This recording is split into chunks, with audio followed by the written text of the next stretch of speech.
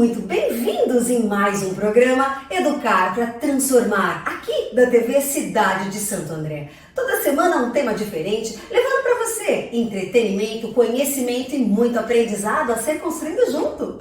Esta semana um assunto também que intriga e com certeza mexe com muita gente. O assunto é quando estimular a autonomia da criança. Muitas vezes você, mãe, pai que está aqui nos assistindo, professor, tia, tio, todo mundo já parou para pensar como fazer com que o seu filho tenha maior autonomia, o seu filho, o seu sobrinho, o seu aluno. Afinal, esse é um assunto que faz com que a gente pense, porque ele vai estar conosco toda a nossa vida. O desenvolvimento da autonomia que gera aí tantas consequências, nem sempre positivas, não é mesmo? E para tratar desse assunto, eu trouxe aqui a queridíssima pediatra Fernanda Matos. Muito obrigada, Fê, pela tua presença, viu? Obrigada pelo convite, Gil. É um prazer estar aqui, é um assunto que eu adoro. Com certeza. E é intrigante, como você falou, e acho que se a gente plantar uma sementinha aí do pensamento, vai ser uma conversa, um papo bem legal. Com certeza, gente. Para quem não conhece, a Fernanda é uma super pediatra e ela faz um trabalho não só com as famílias, mas também digital, viu, gente? Fê, conta um pouquinho para eles conhecerem da onde que começou aí, como começou a sua carreira como pediatra e também como profissional preocupada no bem-estar das famílias e das crianças. Bom, meu nome é Fernanda Matos, como a Ju já disse, eu tenho 44 anos, sou mãe do Tomás e da Lara. Sou formada há quase 20 anos na pediatria e eu acho que o escolher a pediatria é como plantar mesmo uma sementinha desde cedo, é cuidar da família, é cuidar não só da criança e mais importante nesses últimos anos que eu tenho visto, em especial por conta da pandemia, é promover saúde, né? E saúde física, bem-estar e saúde mental também, que é o que a gente está precisando no geral. Com certeza, Fê. Fê, a gente percebe, para quem não sabe, a Fernanda, ela coloca todos esses pensamentos e o trabalho dela super profissional na web também, no mundo digital. E eu percebo que muito das suas postagens, Fê, tem a ver com o desenvolvimento da autonomia da criança. Esse assunto, ele incomoda muito as famílias, ele faz com que as famílias pensem, mas eu quero que meu filho tenha autonomia.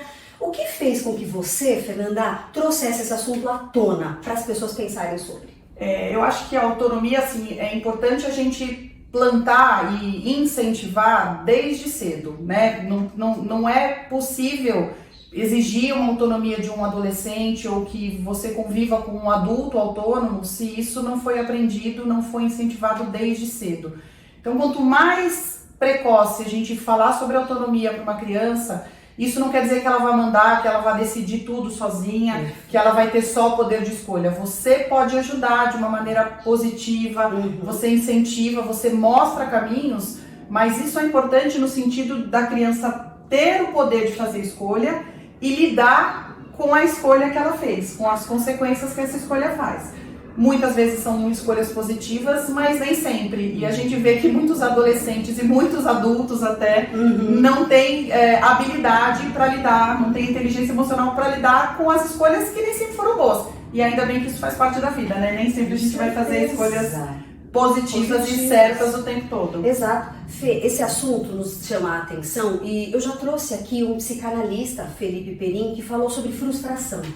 Sobre a importância, né, de entender que a frustração ela existe, acontece a todo momento e que a criança precisa saber do enfrentamento, né, que ela vai precisar passar por isso, né, Fê? E muitas vezes as famílias, sempre, lógico, na intenção, né, de amar e de poupar os filhos da dor e do sofrimento, não sabe fazer com que eles enfrentem, né, as frustrações. Você percebe muito isso presente no teu consultório, Fê? A gente percebe isso, pós-pandemia isso intensificou. Mas eu acho que a criança que aprende a lidar com a frustração, ela aprende a lidar com a frustração no dia a dia. Não precisa especificamente ser uma situação problema, né? Uma decisão muito importante, porque criança não tem decisões importantes. Mas eventualmente uma decisão que você deu ali, uma opção de escolher uma roupa. Você vai colocar, por exemplo, um shorts ou uma calça. Ela pode escolher uma calça, pode passar calor. Mas ela escolheu aquela calça. Então, dentro da possibilidade da criança escolher aquela roupa, talvez ela não tenha feito a melhor escolha naquele momento. Mas eu passei calor. Sim, você passou calor, mas foi você que escolheu. Então, habilidade de lidar com imprevistos, criatividade para lidar com imprevistos e habilidade para lidar com a frustração. E isso a gente aprende desde cedo, né? Nossa, eu costumo dizer para os meus filhos, mas eu não queria, mas não era assim. Falar, mas tem adulto que não sabe lidar com isso. Então é agora que você tem que aprender. Fê, você falou tudo. São questões que a gente encara na vida adulta, mas que desde pequeno a gente foi trabalhando de alguma maneira ou outra, né? Com mais ajuda ou menos ajuda, a gente precisou enfrentar as consequências das nossas escolhas. Fê, quando começou a pandemia, uma novidade aí triste, mas enfim, que pegou o mundo aí, né? A gente teve um meio, né? As famílias aí, querendo ou não, todos ficamos cercados entre quatro paredes dentro de casa. Isso fez com que também as crianças não tivessem aí opções, né, de escolhas variadas. Inclusive, querendo até falar da alimentação, porque muita gente na pandemia teve a questão da engorda, né? E eu percebo que para as crianças isso foi algo talvez pior, porque muitos estavam no começo da sua vida de escolher o que iria comer, das opções, e não vendo o amiguinho comendo algo diferente, então acabava tendo essa seleção. A pandemia, na sua opinião, atrasou um pouco esse desenvolvimento da autonomia das crianças atualmente? Sim, eu acho que o isolamento proporcionou isso, mas a gente também não pode culpar e condenar somente a pandemia, uma vez que as crianças são reflexo da criação dos pais. Sim. Então, isso deve ser plantado dentro de casa, ainda que a família tenha ficado reclusa todo esse tempo, a gente não pode minimizar a pandemia ou dizer que... Mas o adulto tem que ter essa responsabilidade, a gente precisa conduzir, a gente, né, precisa ensinar a eles fazerem as escolhas, mas é o adulto quem tem essa responsabilidade. Não dá pra você dizer, por exemplo, num consultório, não dá pro seu filho comer, mas ele só come nuggets e batata frita. Não dá pro adulto dizer pro filho, olha, chega de nuggets e batata frita. Porque quem compra o nuggets e quem escolhe o que vai pro prato da família, não só da criança, é o adulto. Então a gente viu, em termos de crescimento importante de obesidade, de sedentarismo, aumento no número de horas, assim, vertiginoso de telas que as crianças perdem na tela, tudo bem por conta das aulas, né? Teve aula online, depois da aula online tinha tarefa, depois da tarefa tinha um pouquinho de recreação e depois não sei o quê, então isso subiu muito além do que a Organização Mundial de Saúde preconiza para qualquer idade de criança. Mas a gente não pode condenar isso para sempre, a gente precisa tentar reverter. E como adulto, bem que você colocou, é o adulto que vai orientar a criança para que ela faça boas escolhas. Não que ele vai escolher por ela, mas vai orientar. Então a gente percebe, eu como professora, eu vejo muito a reclamação, né, dos pais em relação ao uso das novas tecnologias, novas, né? Antigamente falava novas, mas das tecnologias em geral. Então, se a gente parar para pensar um pouco na questão da história, surgiu a televisão, condenaram a televisão, o rádio, né? Acho que toda a inserção, né, de um novo mundo tecnológico sempre traz seus prós e contras, né? Mas tudo vai da maneira com a qual nós lidamos. Isso que você falou é importantíssimo. As telas, né? Até que ponto elas são positivas e até que ponto elas são negativas? Qual que é a sua visão do uso por exemplo, de objetos, né? Como tablets, como celular? A tua visão, você acha que pode ter o uso da tela ou, na sua opinião, não tem que ter criança, não tem que ter tela na mão? A Organização Mundial de Saúde preconiza 0 minutos de tela para crianças menores de 2 anos.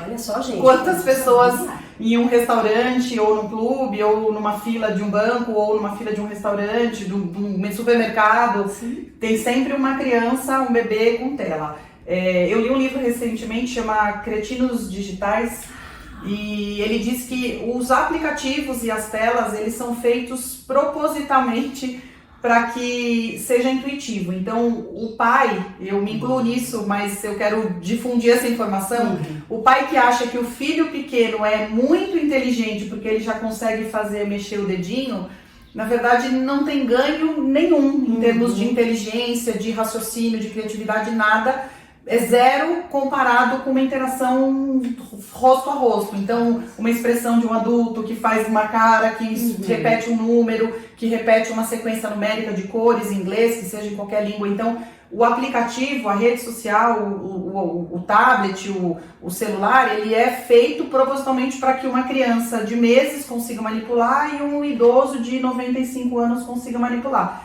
Então, ao contrário do que todo mundo pensa, não requer prática nem tampouco habilidade. Então não quer dizer que o seu filho é mais esperto Que bom que ele já fala, olha como ele é esperto, ele já consegue mexer no celular. Então isso não deve ser um elogio, você deve tentar mudar isso. E a gente vê no consultório, no dia a dia mesmo, que o celular, o tablet, qualquer eletrônico virou uma espécie de bengala, né?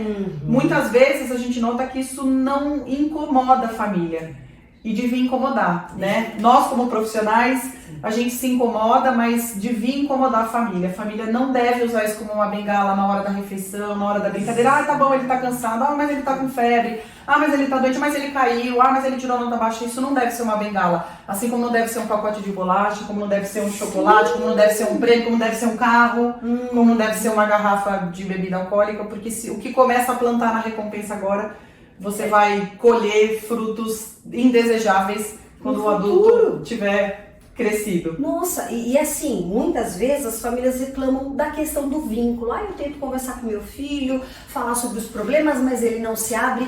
Mas é isso que você falou, o vínculo que vai começar a ser criado através da conversa, dos olhares, das expressões, muitas vezes ele não foi feito da maneira correta. Então o pai, a mãe, eu falo da família em geral, a avó, o vô, tio, tia, muitas vezes não tiveram essas oportunidades de fato bem realizadas, concretizadas, e quando o adolescente está de fato com um problema, que precisa de uma orientação, uma conversa, aquele vínculo não teve. Então há um distanciamento social dentro da família. Sim, sim. O isolamento ficou entre 4 ou 5 pessoas dentro da mesma casa, né? Exato. Porque você vê dentro de casa, em outros lugares, em outros ambientes, cada um com uma tela, você responde uma pergunta e volta a olhar para a tela, você não se concentra.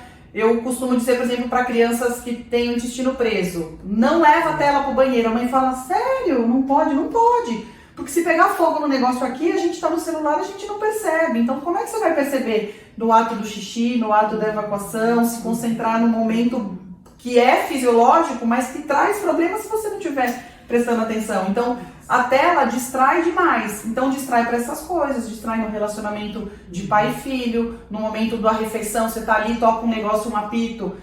Tem estudo que comprova que assim, a distração chega a 80% numa tarefa. Um adolescente que esteja fazendo uma tarefa e que apita um negócio longe.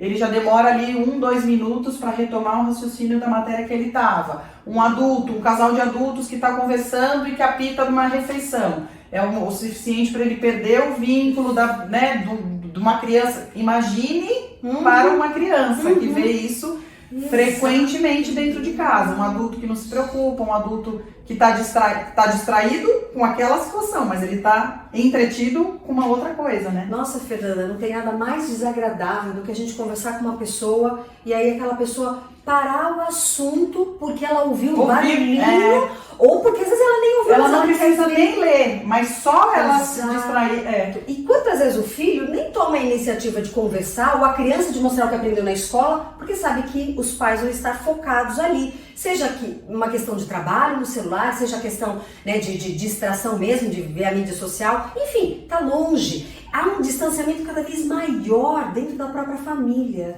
Né? E essa questão de ir em restaurantes, eu já trouxe aqui essa conversa da gente ir em restaurante e ver as famílias ali, uma graça, 4, 5 pessoas, uma mesa grande, mas ninguém conversa. Então não, parece que nem é uma família, né? Então, e uma coisa importante, você tocou na questão do banheiro, né? Querendo ou não, é algo extremamente importante a gente falar sobre o funcionamento do nosso sistema digestivo, né? Digestivo ou digestório? Digestório. Digestório. Digestivo então, digestório. do nosso sistema digestório. A gente vê hoje em dia uma quantidade muito grande de pessoas, amigos, né? Que falam, eu tô com um probleminha na digestão, refluxo, ou tô com uma questão intestinal. E você falou do aparelho. E aí veio também a questão do sedentarismo. Nossa, doutora, fala um pouquinho pra gente sobre essa questão dos problemas mesmo que podem aparecer por conta de um sedentarismo que está vindo aí, que já vem há algum tempo, por conta do uso de tablets, de telas, enfim, de uma maneira exagerada. A gente nota que mesmo antes da pandemia, as crianças, os adultos já estavam meio que reféns dos eletrônicos. E aí a pandemia veio para coroar e para condenar, né? A meu ver, assim, a pandemia fica no celular e tudo. Então a gente nota no consultório, a gente nota pelas estatísticas mundiais, não sou eu que estou falando, não é a minha visão, não é a sua visão aqui do nosso meio, sim. mas a gente notou níveis muito altos de obesidade, aumento de obesidade de crianças, de adolescentes, de adultos, sedentarismo. Então é o adulto que ficou trabalhando de home office, é a criança que ficou muito tempo sentada. E é importante que a criança brinque, tem atividade, exercício físico de brincar, do pular corda que não tem mais, do andar de bicicleta, do pular amarelinha, tudo bem, as coisas mudaram, tem a questão da segurança, mas a criança não tem mais o hábito de brincar. E mais do que brincar, as crianças maiores de 5, 7 anos, elas precisam ter uma atividade, elas devem ser encorajadas, fortemente encorajadas para praticar uma atividade física estruturada. Nossa. Então não precisa criar um campeão, você não precisa botar no Muay Thai, você não precisa botar no campeonato de natação para disputar, não. Você precisa que o seu filho pratique alguma atividade física estruturada. Pode ser futebol, pode ser natação, pode ser balé, pode ser dança, pode ser judô, pode ser tênis, pode ser basquete, pode ser qualquer coisa, mas a criança precisa suar, ela precisa transpirar. Além dos inúmeros benefícios, né, fora os físicos, obviamente, em termos de perda de peso, de melhorar a alimentação, melhorar o sono, melhorar o hábito intestinal, os ganhos que a prática de esporte traz. Eu sou uma fã, assim, fui criada no esporte, incentivo meus filhos e coloco isso na prescrição médica das mães e das crianças. Nossa, perfeito. Porque a criança tem milhões de ganhos a curto, médio e longo prazo para quem pratica uma atividade física. É saber perder, é saber ganhar. Eu digo pro meu filho, a gente perdeu. Eu falo, mas só sabe ganhar quem sabe perder. Nossa, perfeito. Você não vai ganhar o tempo todo, você não vai saber ganhar. Então tem que saber perder, tem que ficar pistola o dia que perdeu e saber respeitar quem tá te mandando fazer aquilo. Tem que respeitar o horário da aula, do treino, da atividade, tem que respeitar o seu amigo, tem que lidar com a frustração, tem que lidar com a responsabilidade que você faz parte de um time, se é um esporte coletivo. Sim. Então tem milhões de benefícios muito superiores a uma tela, muito superiores a ficar sentado no sofá ou de frente à televisão, ou videogame, ou celular, que seja. Fora, assim, a questão de fazer com que a criança desenvolva autonomia. Porque aí ela vai ter que, dependendo da idade, ela pode começar, se for uma criança pequena, 5 anos, ela pode começar a separar. Você faz um checklist junto com ela, separar então a sapatilha do balé, o laço do cabelo. Se é um menino, ela vai separar o sapato. Você faz uma lista e lê junto. Ela separa, ou você põe em cima da cama e ela guarda na mochila. Ou você faz a lista, ela tira do armário e coloca em cima da cama. Então tem milhões de funções que você pode exercitar a autonomia com esporte, com responsabilidade, com inteligência emocional, com lidar com frustrações nas pequenas coisas do dia a dia, né? Exatamente. Parece tão fácil, né? Nossa Senhora. E o nosso corpo, né, Fê, não foi feito para ficar sentado o dia inteiro, né? Muitas vezes as pessoas não sabem mais o que é um alongamento. Dores no corpo, elas vão desenvolver. As crianças estão com dor no pescoço, a má postura. Eu tenho muitas amigas que são fisioterapeutas e elas comentam, Ju, eu tenho muitos casos de crianças andando e pisando errado, né? E o esporte conseguiria trabalhar tudo isso, né, Fê? De uma maneira, inclusive, muito prazerosa. Sim, porque eu falo as endorfinas, né? As substâncias que o corpo sabiamente libera depois de uma atividade física, qualquer que seja ela, isso para adultos e crianças, são bem mais benéficas do que uma medicação, do que uma terapia. Existem casos específicos, o médico deve orientar, tem que ser uma atividade bem orientada por um profissional, você não vai sair fazendo loucura, não vai botar seu filho na musculação, não vai botar seu filho no crossfit, mas sendo bem orientado por um profissional, acompanhado rotineiramente por um pediatra, né, para saber se a criança não tem nenhum problema aqui, nenhuma necessidade de uma suplementação específica, eventualmente precisa de algum especialista, um ortopedista, alguma coisa, mas não há, assim, são poucos os casos em que há restrição para atividade. Aí, obviamente, você vai direcionar, não pode ser coisa de impacto, então faz uma natação, né, não pode ser coisa de contato físico, então vai fazer um outro tipo de esporte, mas os ganhos que o esporte traz desde cedo, né? Quanto mais cedo você implementar isso na sua família, e eu digo para os adultos também. E os filhos falam, e você? Você faz atividade física?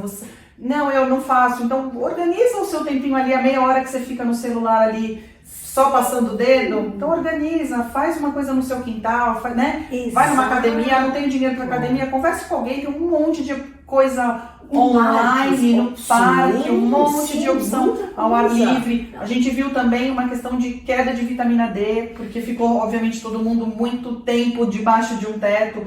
Então vai brincar na rua, vai fazer uma caminhada, não pega o carro para ir na padaria, vai fazer, vai tomar sol, vai fazer alguma coisa ao ar livre, porque os benefícios de humor, de sono, né? Isso é comprovado. Gente, é tanto assunto, uma coisa puxa a outra.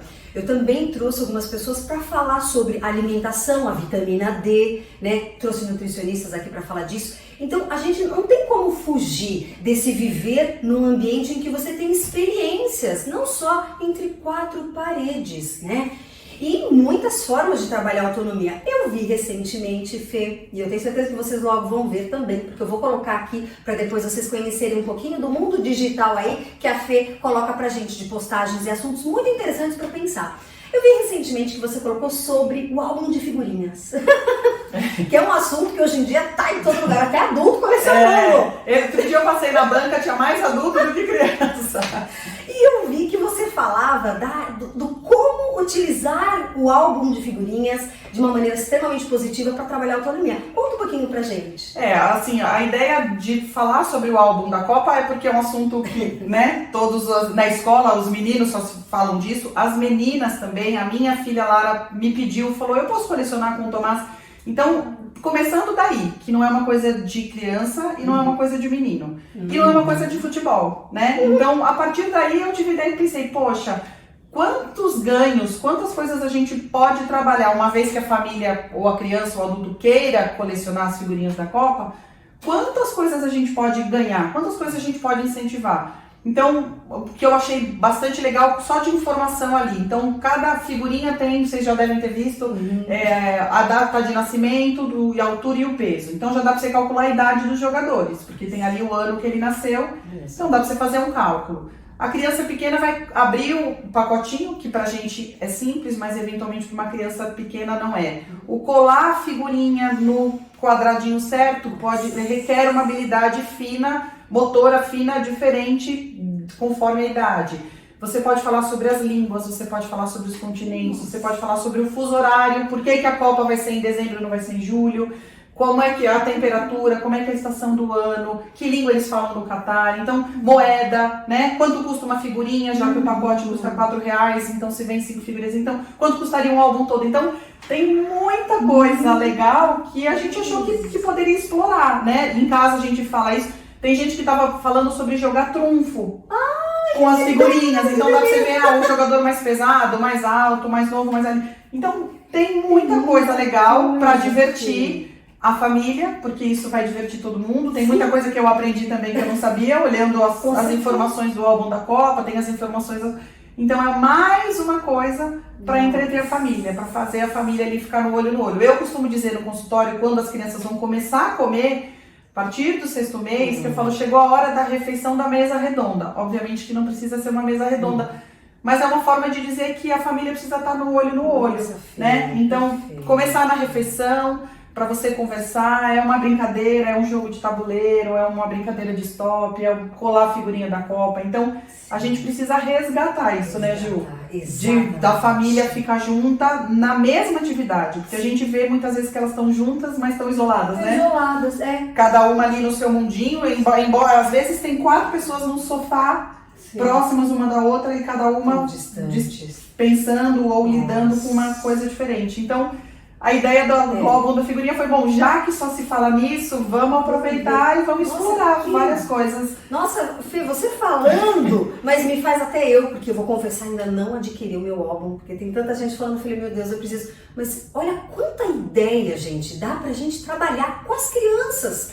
Nossa, Fê, aqui um mundo de coisas pra gente conversar. Eu queria te convidar para vir outras vezes no meu programa, por favor. Porque assim, e eu queria, antes da gente terminar, que você pudesse dar um conselho aí, de repente, gente que está ansioso por um conselho para fechar aí o programa, que você acha que seria, que todas as famílias deveriam, de repente, ou seguir, ou pensar sobre, para melhorar aí esse desenvolvimento das crianças. O que eu acho, assim, a partir disso que eu disse sobre o olho no olho, eu acho que tá faltando o olho no olho de pai com mãe, de vô com vó, de filho com os adultos, os cuidadores, com professores, com familiares adultos. Me parece que as crianças não cumprimentam mais, não olham. O cumprimentar não precisa ser o abraçar e o dar um beijo, mas o olho de você dizer um bom dia, de você cumprimentar um funcionário, alguém que está ali na rua. Às vezes a minha filha fala, mas você cumprimentou por quê? Eu falo, não sei, eu não conheço. Então, se tem um conselho que eu posso dar para a gente começar a resgatar o convívio social verdadeiro dentro de casa, é você proporcionar o olho no olho com o seu filho, com o seu parceiro, com o seu pai, com alguém que está dentro da sua casa. Você perguntar como foi o dia, não só perguntar como foi o dia. Às vezes para uma criança ele só vai dizer foi tudo bem, é você dizer, me diga uma coisa engraçada, me diga uma palavra diferente que você aprendeu. É você aos pouquinhos tentar puxar essa criança, esse adolescente ou até mesmo um adulto para uma conversa, coisa que a gente faz na abreviação das mensagens do celular. A gente só faz a conversa agora baseada em emoji, né? Baseada em meme, em figurinha. Então, vamos resgatar a conversa, vamos resgatar o como é que você tá, como é que foi o seu dia. Eu pensei em você durante o dia, eu me lembrei de você numa situação que aconteceu. Isso às vezes é um detalhezinho tão pequeno que pode fazer uma diferença muito grande na vida de crianças, de adolescentes e de adultos também. Nossa, com certeza você fechou com chave de ouro. Muito obrigada, Fernanda. Obrigada a você, foi um prazer, eu adorei. Pode me chamar mais vezes. Isso que eu ia dizer, estará com certeza. E a vocês, muito obrigada por mais uma vez estar aqui para aprender sempre como educar, para transformar na TV Cidade de Santo André. Um abraço enorme e até a próxima!